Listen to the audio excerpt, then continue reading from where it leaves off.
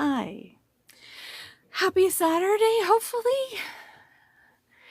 If not, and you're like me and a bit of a stress puppy, not that I intend to be, it just kind of happens that way sometimes. You know, like when you know that there's an appointment that you have to go to tomorrow and then you cannot sleep, or that there's something pressing that you have to deal with, such as legal documents, or just adulting things, really, because let's be honest, the world on the outside is a bit of a dumpster fire. But what do you do? What do I do? Many, many, many things. Many things. Several of which I have discovered are actually stimming. So, stimming is a means by which you can calm your own internal workings. We are already geared up to be flight or fight, no matter what. And some of us kind of operate in that mode all the time through different circumstances and other things. It happens. But I figured since I had to come and regulate myself because my brain was running away with itself and making me emotional in a way I didn't need to be. Upset, stressed, all the negative ones. I don't want to dwell in that. I don't want to live there. So I'm going to control it. Why do I have black tape on my wrists? To keep my thumbs from dislocating. Subluxing, because I have hypermobility spectrum disorder, and my wrists right here have been excruciatingly painful. Excruciating. So I went to physical therapy yesterday. Yay me! I did it! I really didn't want to go, but I did, because I knew it was for my best interests, for multiple reasons. Words. Sometimes my mouth gets blah, blah, blah.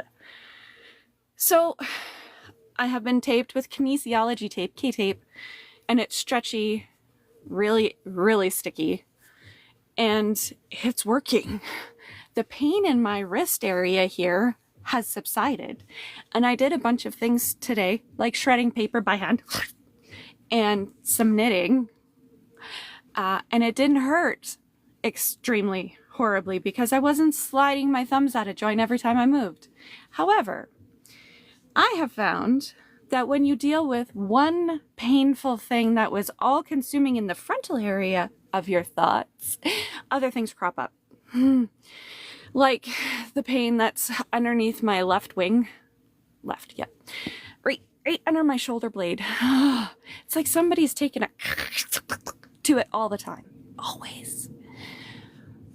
But in reiteration of things I already know, so confirming information I'm already aware of, breath work and controlling how we are breathing into ourselves and into the ground.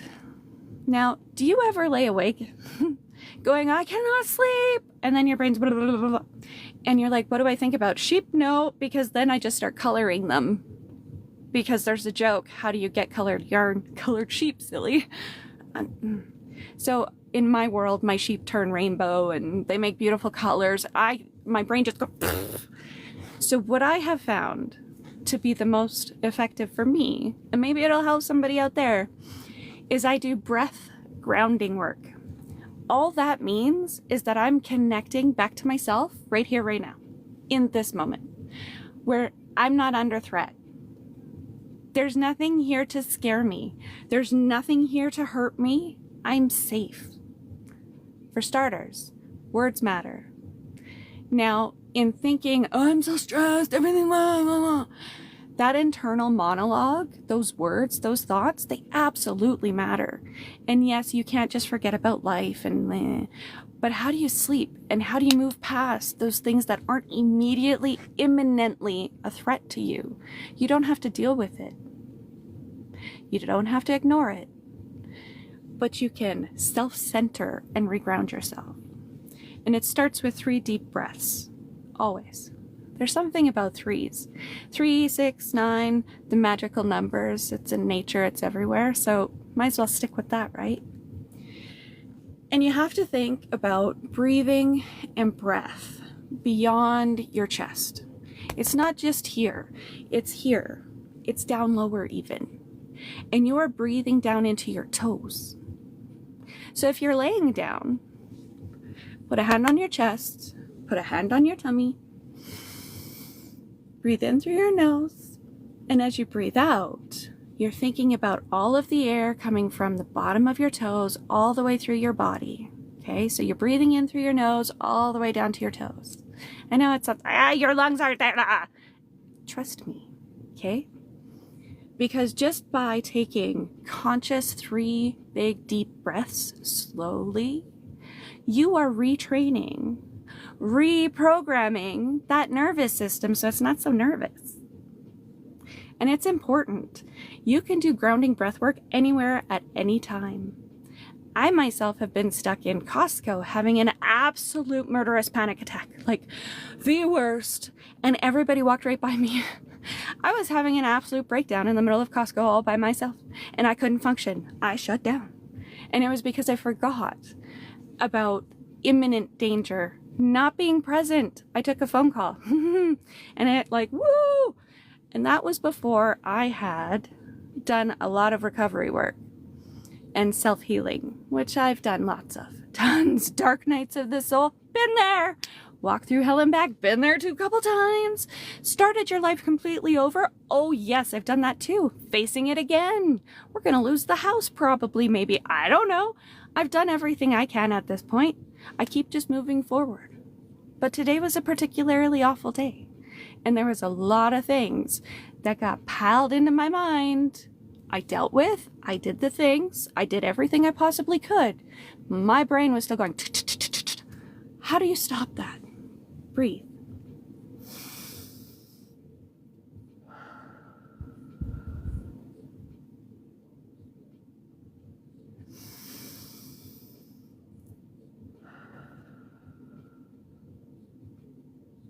Honestly, 3 of those, and you're like, things aren't so bad. They're not awful. But what if that's not enough? Well, that falling asleep thing, it's an issue for me.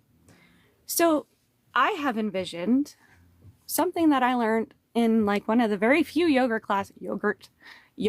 classes I've ever attended. And it started out with laying flat on the ground. So you're in bed, you're laying down in the prone position, whatever's comfy for you.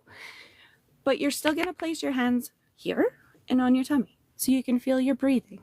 And that's where you start, in just those small, shallow breaths. Breathe in, breathe out. And then you're going to start at your toes. And you're going to feel your feet grounding into the ground. Picture it if you have to. Your favorite texture, what feels nicest. Is it warm? Is it cold? Whatever your preference is. For me, I like cold sheets on my toes. Toesicles are the best things ever. If my feet are too hot, I don't feel very good. They're always naked. That was my foot. So I have to deal with things slipping out of joint all the time. Shoulders, my hip, my ankles, sometimes toes. Not a full dislocation, it's called a subluxation. And it happens if I'm not paying attention or I relax. That's not pleasant. However, by working the body groups and the muscles around them, which I'm slowly rebuilding again through the help of this wonderful physiotherapist who understands my conditions and chronic pain and all those movement things. But it always goes back to breath work. Always. Through everything. That's how you breathe through trauma, through horrible things that are happening to you, through any anxious thoughts, through fear, any of that negative stuff. Breathe through it. If you are going to a tenderizing appointment, like a deep tissue massage, that is not a day at the spa. Breathe through it. And I've been told many times by several different doctors, many different practitioners, that, hey, you handle this so well. One of them is I think he's a kinesiologist. He's my poke doctor, the one who I get injections from every month. Botox and lidocaine, trigger point injections. Now it's Botox for migraines. It's not to keep me youthful. It's only from here and up the back of my head. So I still got lines.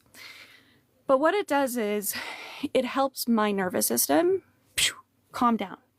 Because the trigger point injections, the lidocaine is actually out of my system within like 3-4 days. There's nothing left. But the muscles have gone, we're safe now. And then I, from there, have to continue to work at keeping myself regulated. Nighttime's always the worst. No matter how many times I remind myself that I'm not alone, because all the people in the bakeries, they're doing their thing at night. All those good desserts and fresh bread, that happens in the middle of the night. They're up too. Plus all of our emergency peoples. The polices, the RCMP, those are the same thing, depending upon where you live. All of your emergency personnel, our ambulance, all of them, they're still up and awake. They're there to save you. So you're not alone ever. The dark never scares me because I love the moon and the stars. I feel at home at night. However, the brain, so breathing and grounding from starting at your toes. You're digging them into sand or snow, whatever you prefer, a warm bath, bubbles, somebody rubbing them, if that's your thing. Not my thing. Don't touch my feet! And then from your toes to the middle of your feet. Next breath. I feel my feet. Give them a wiggle. And with every breath, you're going to go to the next body piece. You're not jumping very far because you really want to feel that part of your body and try to engage those bits if you can. If you can't, that's okay. Start where you can and start where you can feel. And then you're moving up into your ankles, giving them a bit of a rub. And then your legs, all the way up your calves, pressing them into the bed. The backs of your knees, your thighs, your hips, your gluteus maximuses. Those are always highly overworked from all of us because they're the largest muscle in your body and they're constantly busy holding our core together. My glutes are always... And no matter how much I roll them out or I stretch them... So by the time I get there, they require more than one breath in order to get them to actually relax. And you're like, but my muscle won't relax. So engage it. So make it tight and then breathe it out. And it still won't. Do it again.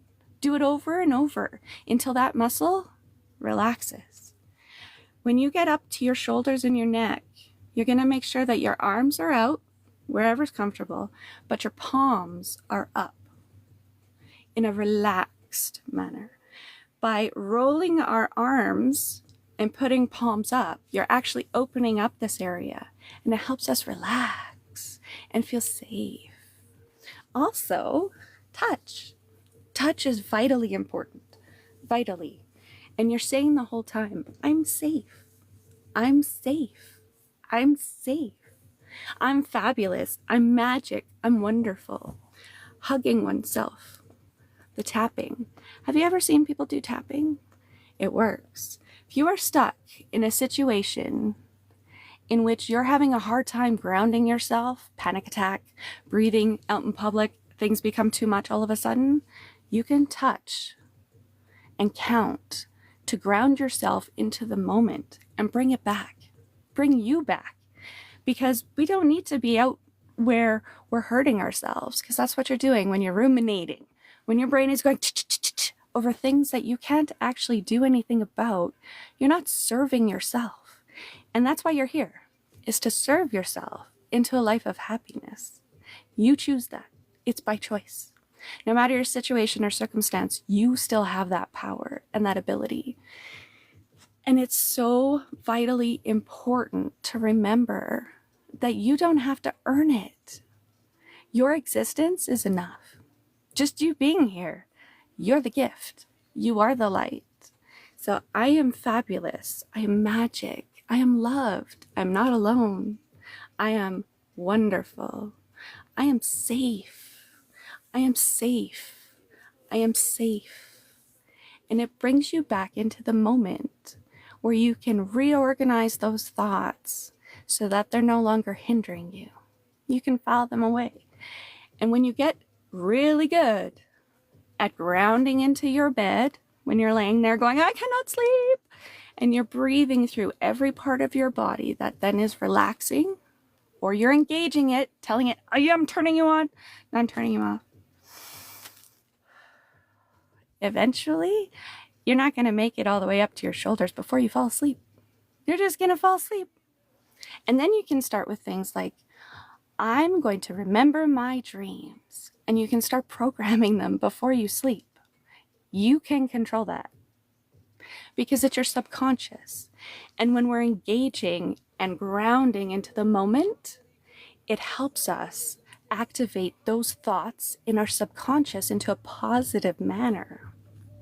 I've been plagued my whole life by absolute night terrors, like yelling, screaming, panicked, waking up, like awful, awful. I haven't had one in quite some time because I'm back to being able to practice these self-soothing, self-caring things. And it's really, really refreshing to be able to go to bed and know that I'll sleep. The only issues that I'm running into is the body, mine and my daughter's, that have a tendency to rebel because no matter how conscious I am being, I'm still in recovery from years of trauma and abuses that I have come to terms with and that I'm dealing with. So because they're still there, they're always going to be a part of me. Not everything happens for a reason. Let's just clarify that also. But I am accepting everything that has happened in my life, whether by my choice or not, that it's created who I am. But also I control that because I have every right to be cranky, miserable, and angry. I choose not to be because that's not how I want to feel. And our mental health is just health. We're a connected body. Our brain is not separate from the rest of us. If you've ever seen the wiry neuroplasticity version of here's your brain, here's your central nervous system, and the spider web that it is, the connectivity to every fiber of our being is all parts of us. You can't separate mind, body, and soul with spirit. It's all the same. It's all connected. So if one part of you dots are out of control, it's going to affect everything else. So when you're in a situation that is constantly toxic or antagonistic, whatever it might be, it's going to wear you out and it's going to affect your health. You're going to get sick because your immune system goes, I can't handle this anymore. And you wind up catching things. Viruses and other illnesses will develop in your systems. It's just the way it is because we're all attached. So you have to deal with every part of your health, always. It's just recently been really accepted that the mental part is just as important as the physical part. So the pain hasn't always just been in my head, but I do have some control over how I feel about it. And that impacts how my body reacts to stress and how I'm able to handle new things or the things that crop up because I'm dealing with chronic illness. And my daughter, who just turned 15, has had 3-4 now major nosebleeds in the last week, one of which was more than 40 minutes long. And like, not good, but not an emergent thing. It's not an emergency yet. Close, but we managed to stop them and she's gone now 2 days without a nosebleed, which is fabulous. But there's a history in my family of nasal issues and nosebleeds and another poor thing my daughter's inherited. So that, on top of the new paperwork that showed up, having to deal with family, just today made, it was too much. And I got to a point where I couldn't function and all I wanted to do was sit down and cry. I don't need to cry. I'm not actually sad. So I sat down and I checked in with myself and I said, hey, self, what's going on? Why am I so upset? Why am I so... And I went through it all. Do I really need to sit down and have a good cry?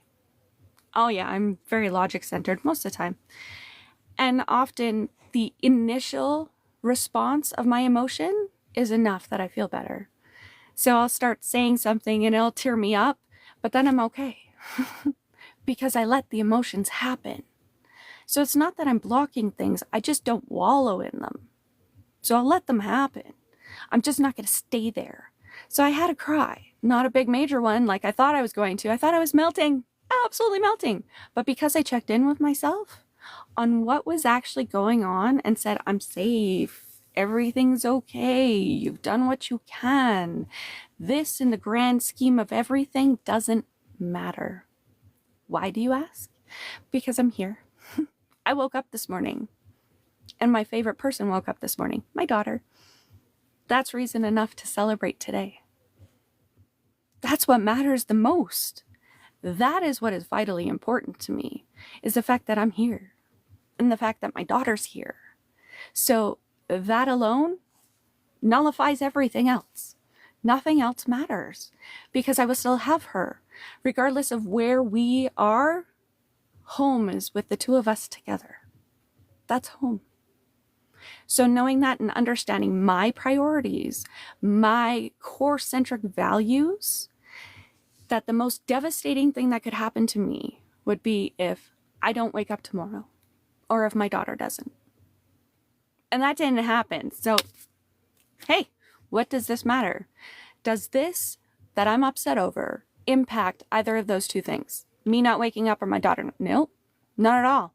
It will impact my health, though, if I don't get it under control. So I do the self-soothing techniques, and I make sure every night before bed that my head's in a good space, and I try to pick the lines by which I'm going to dream. Positivity only. No more scariness. There's nothing scary. The scariest thing out there is my ex. That's a real threat. He ain't here. Perfect. I'm not worried. So finding things that help and soothe as well. I like to create things. I'm a crafter of all kinds, anything, literally. And I've been able to get back into the knitting thing, knitting with a K. So I've made a wrappy thing. It's like a shawl without arms, no armholes, but it's soft and it's squishy, and I made this. Holy camole. I haven't been able to knit a whole bunch for a really long time. And I was thinking about that also. Why is that?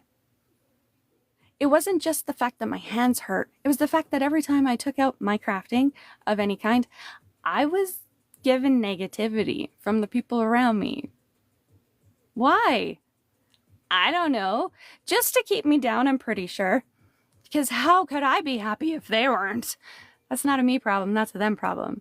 If you're unhappy with yourself, really look at your feelings and emotions directed at others, because chances are it's you, it's not them, unless it's directly impacting you. Me sitting there knitting while everyone's watching TV doesn't impact anybody.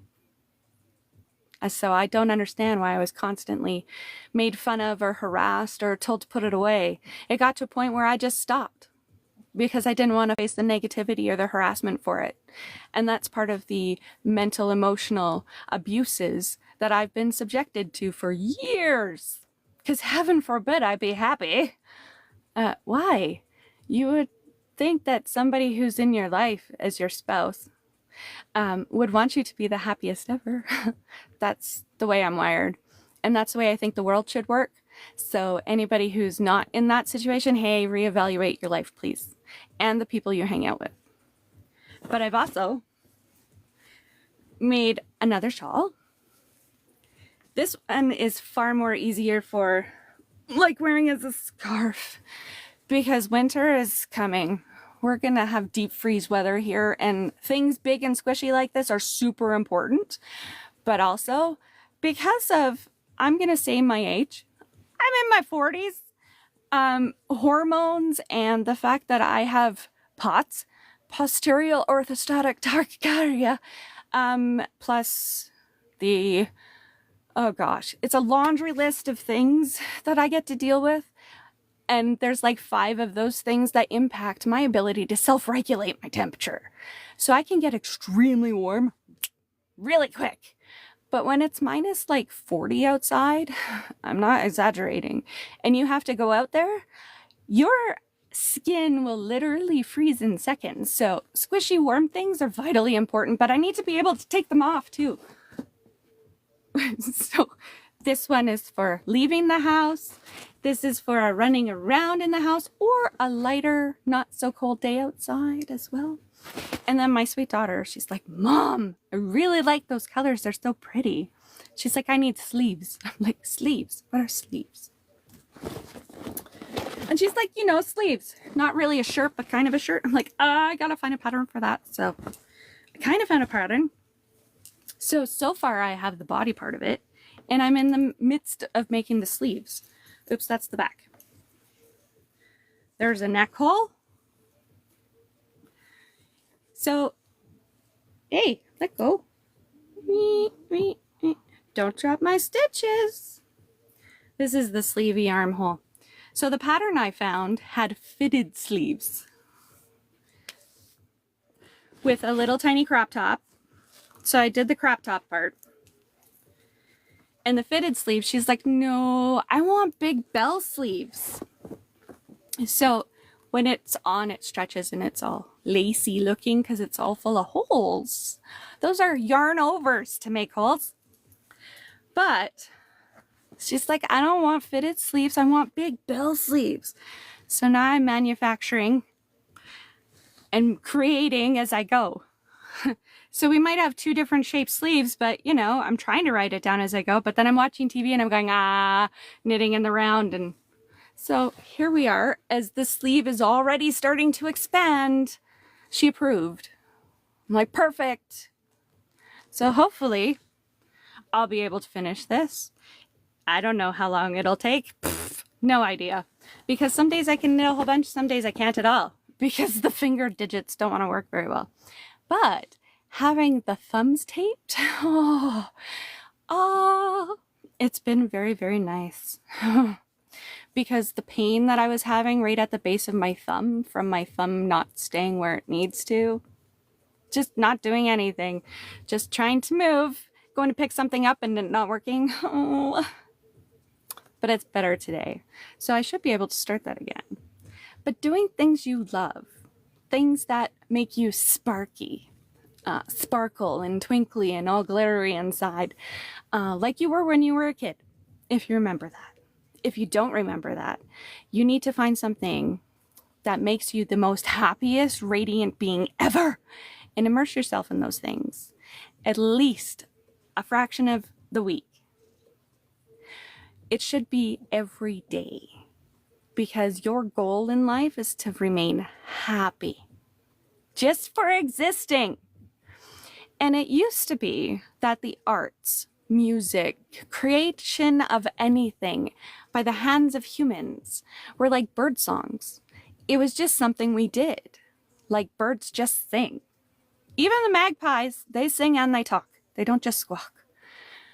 And something happened along the ways where the creativity that is innately, that is us as humans, has been sidelined. And yeah, sure, we appreciate music and a song we like, or follow artists we enjoy, or appreciate, you know, the type of art you enjoy. Sure. But not to the extent that every single human being on this planet is capable of doing that. Because it brings you joy to create. That's why we're here, is to make, to create, whether it's through your words, your thoughts, just existing. That was just something humans did, was they made music, they sang. It was a way that you were able to get emotions out. Your words, your thoughts, we can all sing. Every one of us can learn how to sing. Most of us anyways. Some of us are a little tone deaf, but that's okay. You can still sing. That is still an expulsion of your thoughts, your energies, your emotions out into the world. And you're creating. And I'm not saying you have to create a masterpiece. No, no, no, no, no. I'm saying create the things that spark you, that make you happy and bring you joy. If it's reading a book, fabulous. But it doesn't need to be doom scrolling. How ironic is that I'm here saying that, Anna? Because this is the means by which we communicate now. So you either accept it and go with it or fall behind, right? Yeah, logic would state. But find the things that make you happy and make that a part of every day. Even the small things, the smallest, teeniest, tiniest things. Like when I'm putting my, what is it now? I don't have just cream and honey in my coffee. I am adding collagen powder. That's it. On the days when I can dump the scoop in and it all dissolves with no lumps, I'm like, yes! It's the little things. On days when I can tie my shoes by myself, yes! On days when I go to physiotherapy, yay me! You did it. Now I just gotta do those exercises every day. And some of them are as simple as taking 3 deep breaths 3 times a day. Yeah, it was assigned breath work. As a reminder that that is so key to us and our happiness and centering and grounding. I was an absolute disaster by the time I got to physiotherapy because I had to drive there. I was running late. It took way longer than it was supposed to because of traffic. Google Maps decided to take me through downtown Calgary.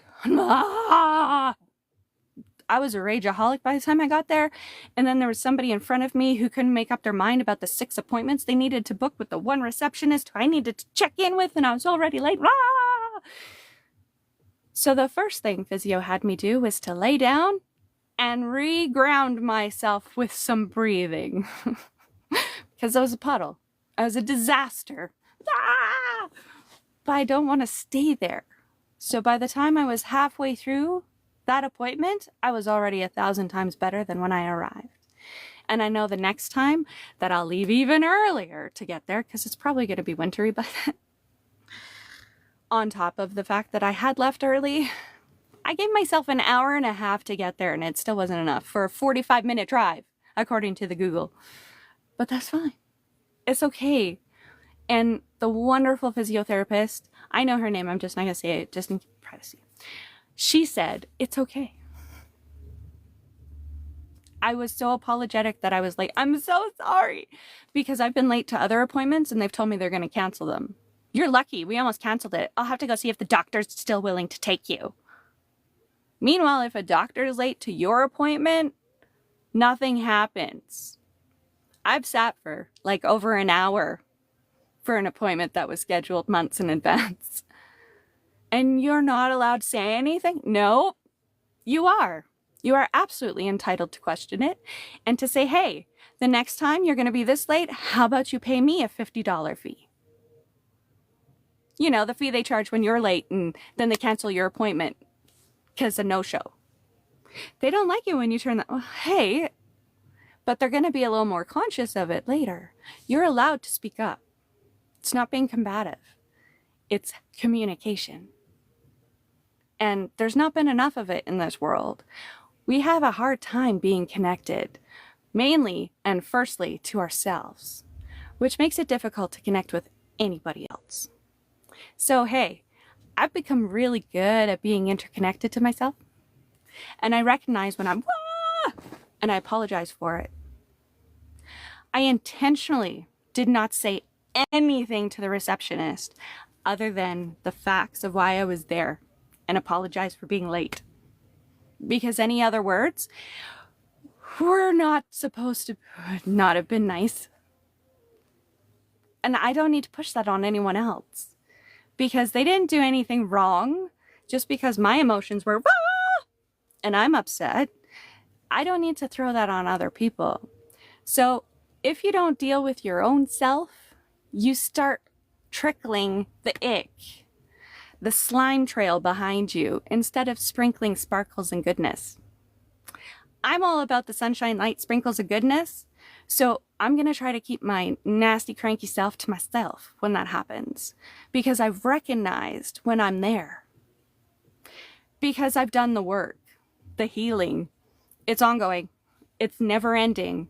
You will always have to work on self. Always. That's just the nature of growth and being humans. I have a leg falling asleep. Oh, sorry, Memes. She's like, I was laying on that. Yeah, there's a dog in my lap. There's always a dog in my lap. Do you want to see her? Here she is. This is Mimi. Oh, yucky wawa kisses. Ah! But pets and petting them also is an energy exchange because we're energy beings. So even when I'm miserable and cranky, I also try really hard to not put that on anybody else, including my puppies, because they don't deserve that. They didn't do anything wrong. They're just being dogs. So always be aware of what you're sprinkling in the world, because that's how we change it, is by first doing the inner work. Don't lick my feet. That's yuck. Ugh. Somebody might like that, but not me. Ew. Doggy. Now she's chewing on the blanket. Okay. Sure. That's fine.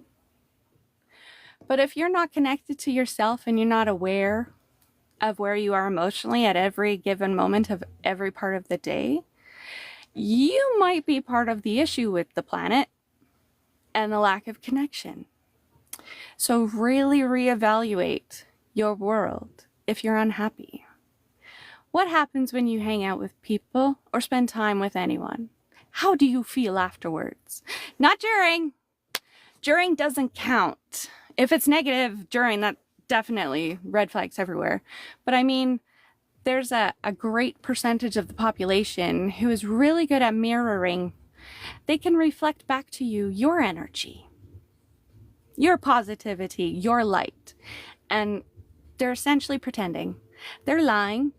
And they're just sucking it out of you because you're the brightness and you're the sparkle. So when you've been hanging out with people like that, energy vampires, I've heard them referenced as, they can have all sorts of personal issues that they are just using you for the positivity and not reciprocating. Relationships with anyone should always be reciprocal.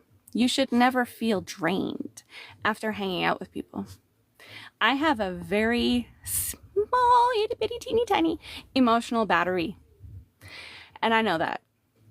And I know that being out in public and dealing with the ick of others because they haven't done the inner work and they're just running around being miserable and trying to just get through today because tomorrow. No, you don't need to just get through today. Today is your gift of the present. Tomorrow is not promised to anyone. So if you're not valuing every moment of every day and really cherishing yourself and loving on you, what are you doing? Can you really call that living? I don't think so. In my opinion, that's barely existing. Been there. And it eventually gets to a point where you're not entirely certain if that's worth it, for a multitude of reasons. And I don't want to ever be there again. I don't ever want to question that. So I'm not going to. I decide. I control. But it takes work and effort, and it is hard. It is very difficult to be honest and open about absolutely everything. But you will always know how I'm feeling. Because I wear it, I show it, I live it, I embody it. If I'm having a crap day, you're gonna know. But I'm not gonna throw it all over you. I will keep myself from the public.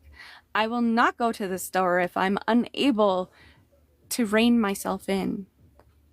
Now, I had to go pick up my prescription for my lotion, my creme, the diclofenac in Versapro.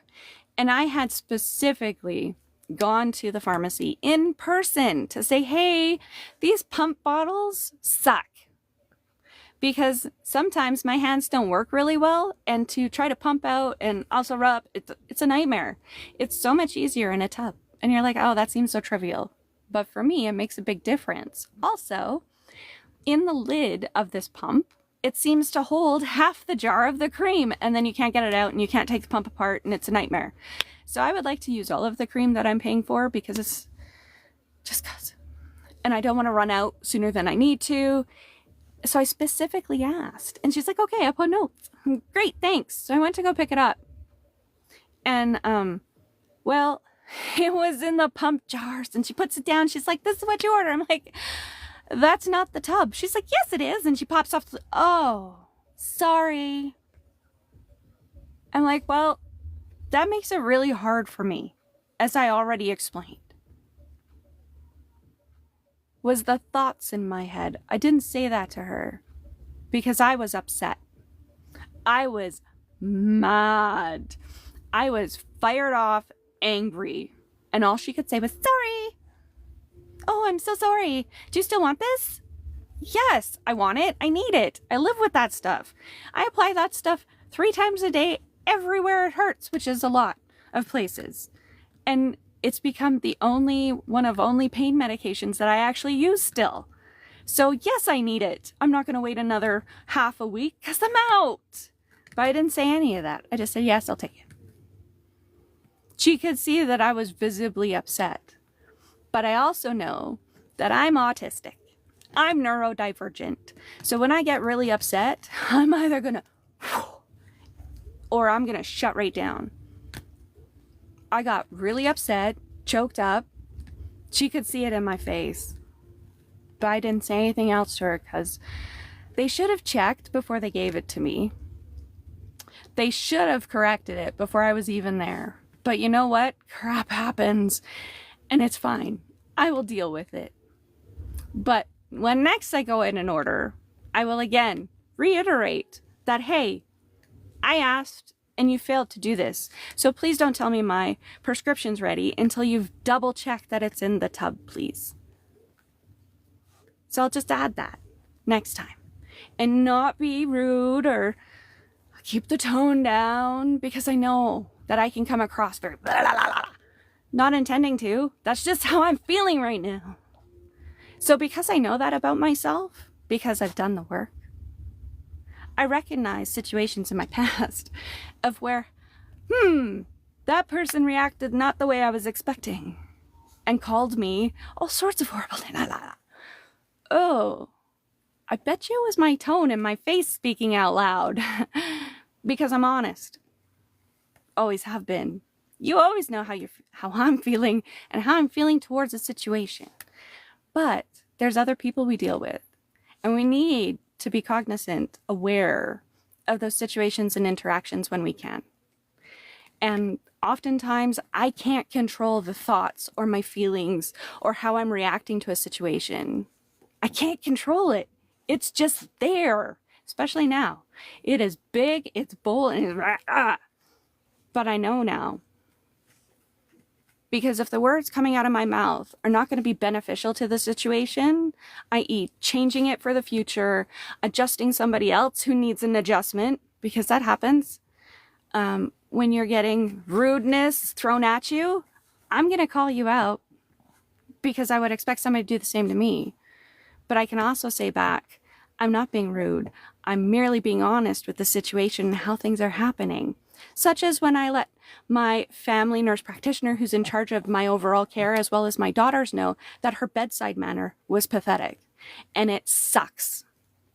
She did not like that and accused me of attacking her. And I said, no, you do not compare one patient to another. And tell them, but I have lots of people in the same situation as you who can blah, blah, blah, blah, blah. No, I am not them. You don't get to minimize my life or my situation.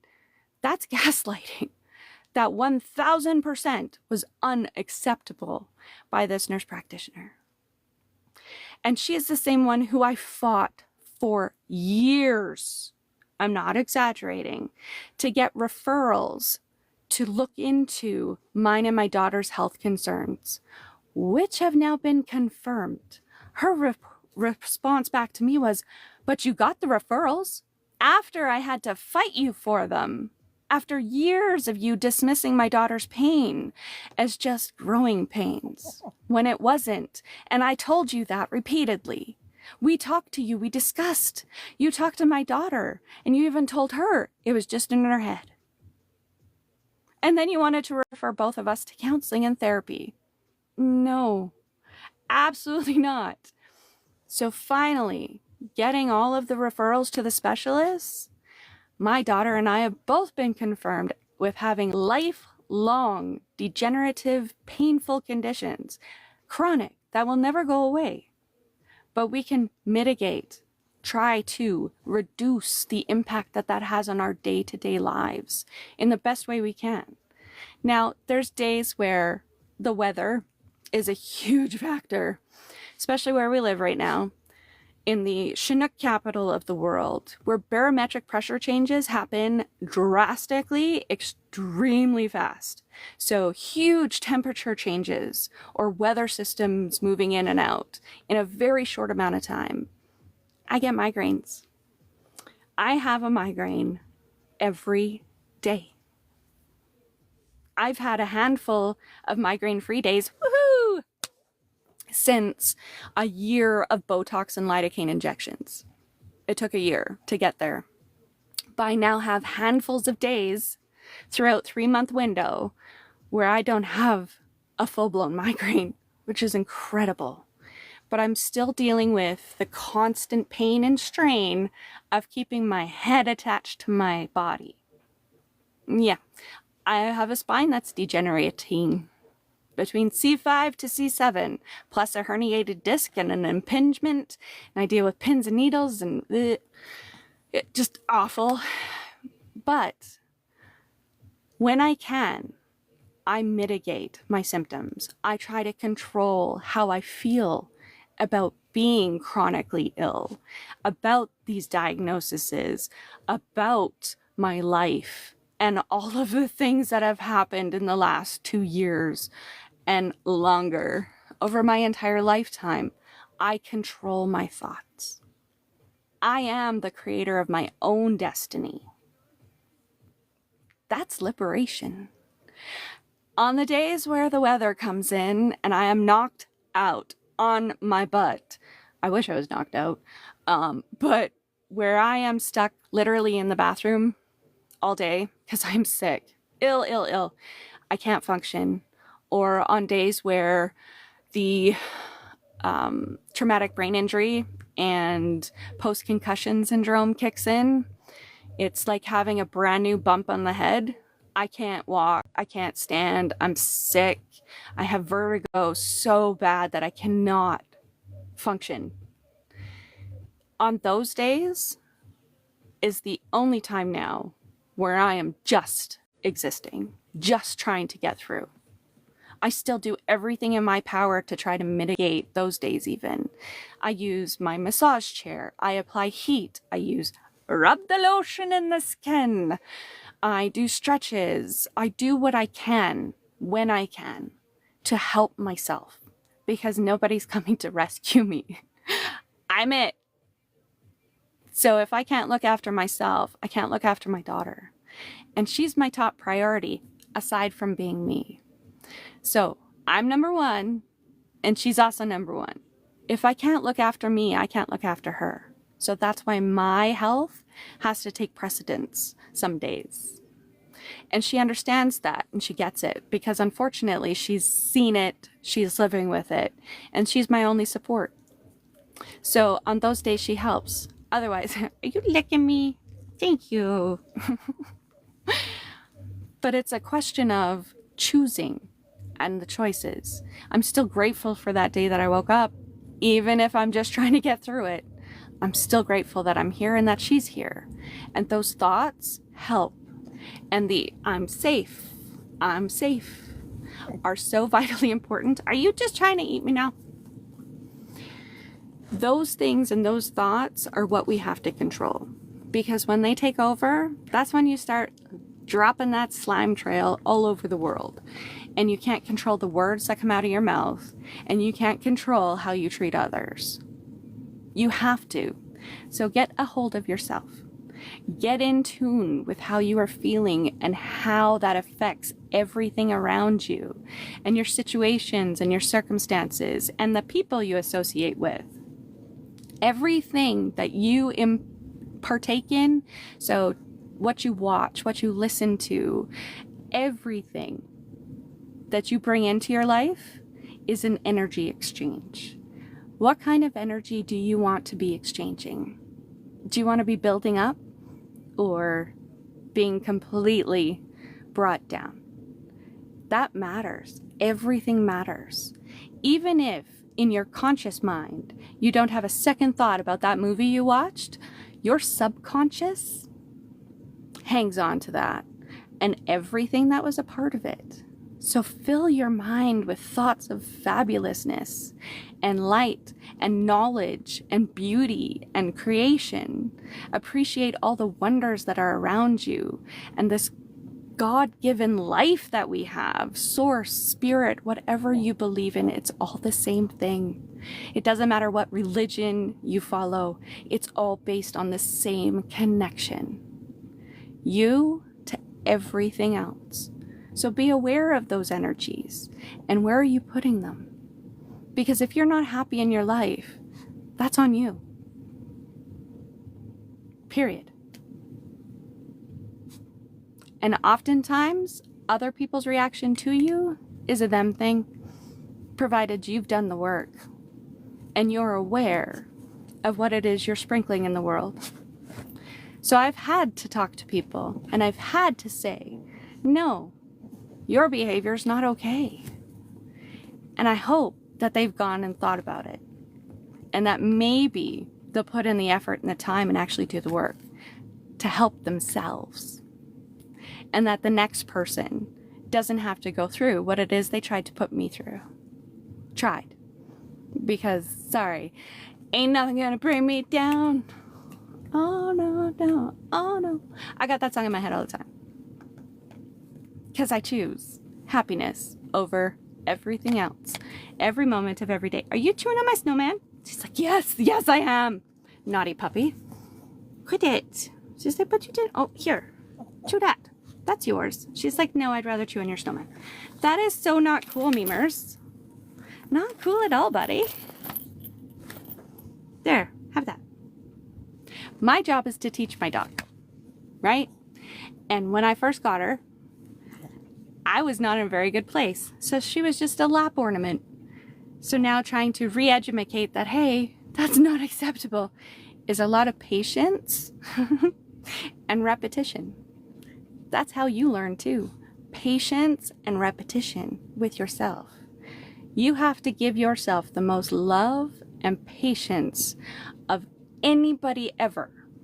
Has to go to you. Always. You have to look after yourself. All parts of you, or else you're just leaving slime trails behind. So remember to breathe. At least 3 breaths. Hand on chest, hand on tummy. And you're constantly thinking, I am safe, I am loved, I am not alone, I'm fabulous. All of those positive affirmations, look them up, write them down, read them over and over again. Make them your thoughts. Eventually they just become your thoughts. That you can't hurt me. I've already gone through so much and healed that I don't need that in my life. So see ya. May you have the love and life you deserve. Seriously, I wish that for everyone. Because you give and get what you give. It's energy. It's an exchange. So be cautious, because you don't want that coming back. If that's all you're dishing out is grossness. Do you really want to live in that? I don't think so. I know I don't. So choose wisely. Remember to sprinkle the sparkles in the sunshine. And if you can't, find out why. Heal it. Go to therapy. It's good. When you find a good one, it's fabulous. Just being able to talk to somebody who will listen sometimes is incredible. And if you're unable to do that, keep looking until you find it. But heal yourself, because an unhealed person just breaks others. So, happy Saturday, and I'll see you later.